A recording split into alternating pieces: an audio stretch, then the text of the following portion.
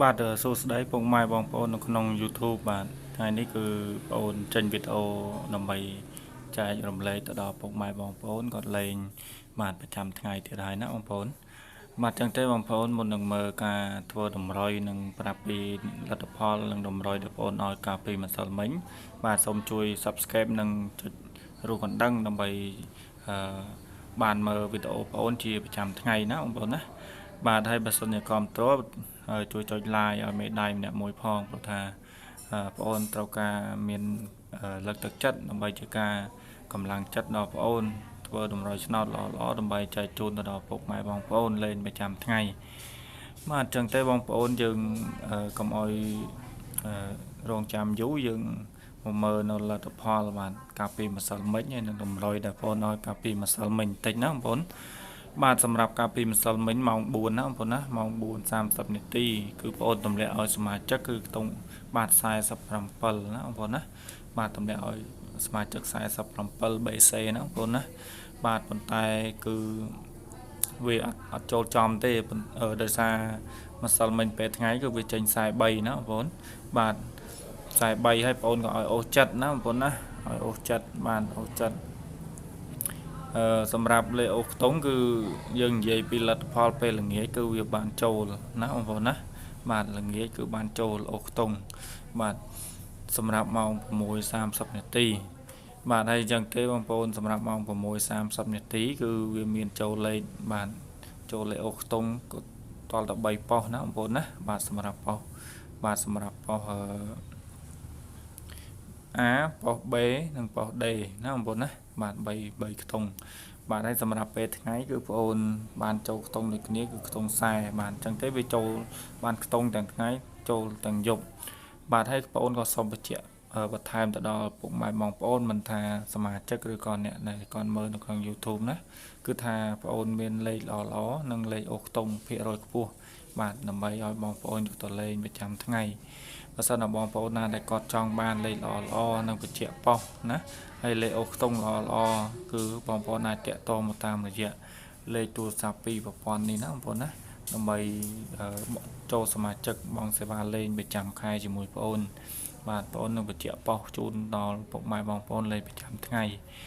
បាទអញ្ចឹងទេបងប្អូនកាលពីម្សិលមិញគឺមានលទ្ធផលប៉ុណ្្នឹងឯងណាបងប្អូនណាបាទកាលពីម្សិលមិញគឺបានលទ្ធផលប៉ុណ្្នឹងឯងបាទហើយសម្រាប់លេខ3ខ្ទង់វិញគឺបាទនេះណាបងប្អូនណានេះពេលថ្ងៃគឺវាស៊ីមួយលេខណាបងប្អូនបាទស៊ីមួយលេខបាទសម្រាប់ពេលថ្ងៃបាទ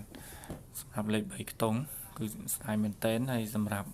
សមាជិកបងប្អូនគឺបងប្អូនទម្លាក់ឲ្យម្សិលមិញគឺបងប្អូនទម្លាក់ឲ្យ74ណាពេលល្ងាចបាទតែវាចេញ